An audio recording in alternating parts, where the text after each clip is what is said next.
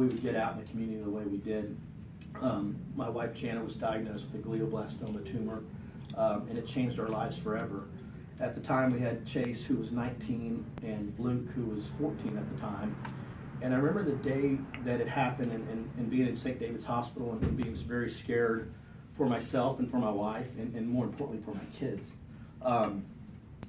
Luke, when Jan and I were in the room, everything kind of comes back, but our biggest concern, her biggest concern was Luke. I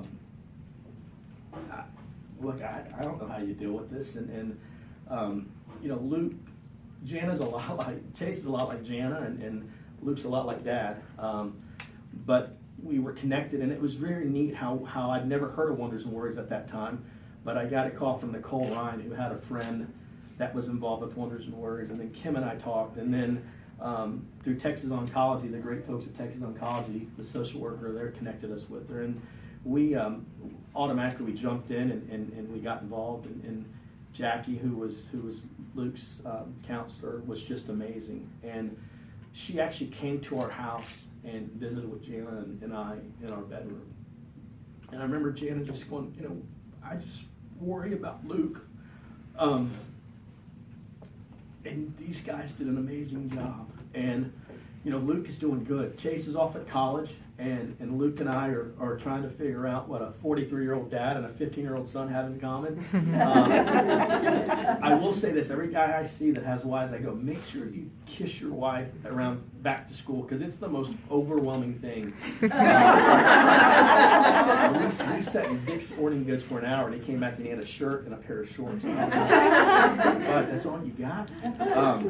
And that's not counting the haircuts and the physicals and the things that you do, but all the paperwork you got to sign, and everything's kind of, online now, but everything was tied to Jana's email account. So, but the thing most about Wonders and Worries was the fact that the thing that they said was, to keep him busy and keep his life normal. And those are things that, there were questions that we had that Jackie answered that have helped me to this day to kind of figure out. And I'm going to tell one last story, and then I'm going to let you guys take a tour, because I'm excited to see this. Meredith and I were at an event a couple of weeks ago. We had an opportunity to catch up, and it's the first time we've caught up in a couple of months, and she was asking about the boys and asking about me. But as we were sitting there, we were kind of at a table, and a gentleman came and sat next to us, and he sat down. He was with the governor's office, and Meredith and I there was 100 people in the room, and we were kind of engaged and just talking, having our own conversation. And about midway through, he goes, I'm not really listening to you guys, over eavesdropping, but I did hear what's going on. And the thing that I want to tell you guys is, and this was a couple weeks ago on a Sunday, and it looked like the world was ending, and the weather was terrible, and I was like, man, I don't know if I want to go.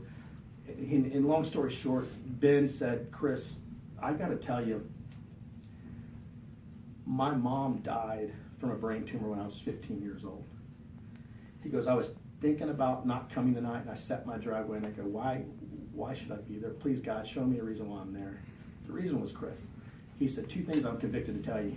One was, my dad I had an older brother and an older sister. One was 20 years older and 17 years older, and I always kind of felt like I was an accident. And I remember telling my dad I'm an accident. He goes, no, you're not. He goes, because God put you in my life to keep me out of a lot of bars. And it really hit home with me, because I could easily go do that.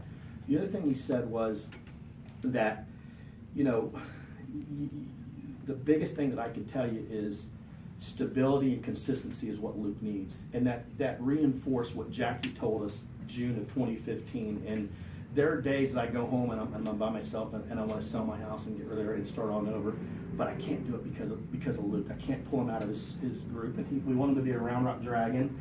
He's a great baseball player for the Dragons, but it's tough. Changing my room up and trying to figure out my new life, and I don't know when I'll take this off. I miss her every day, but it's folks like Wonders and Worries and Texas Oncology that are helping me get through this deal, and to come up and share our story. There's a lot of whys that I ask, but I know that one thing that I'll do is moving forward, we're going to be involved with this group, because they help me out, and we want to spread the word, because people need help. And when you get that kind of news, you don't know what to do. And the biggest thing for us and for my family was making sure my boys were all right. And a 7-year-old boy growing up in Houston, Texas with a childhood idol named Nolan Ryan, and to go do all this stuff that I've got to do, I couldn't have done it without the support of the community. More importantly, I got 2 of my staff members, Jill Kassick and Cassidy McQuarrie here, that these guys, we're actually up for an award for minor league baseball, the John Henry Moss Award, which is actually given to the professional baseball team, about 160 that does the best in their communities. And we really feel like we're going to win it this year in December when we fly up.